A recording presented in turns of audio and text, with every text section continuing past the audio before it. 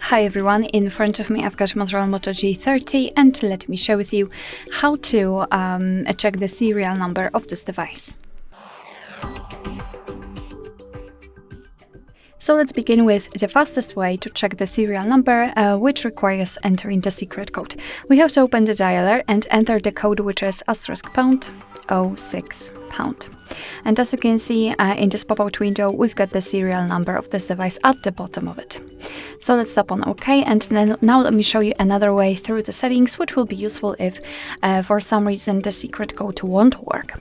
So let's enter the settings and here scroll down to the very bottom to find About Phone.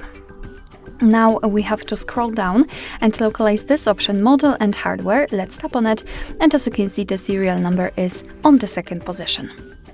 Alright, so that will be all. Thank you so much for watching. I hope that this video was helpful, and if it was, please hit the subscribe button and leave the thumbs up.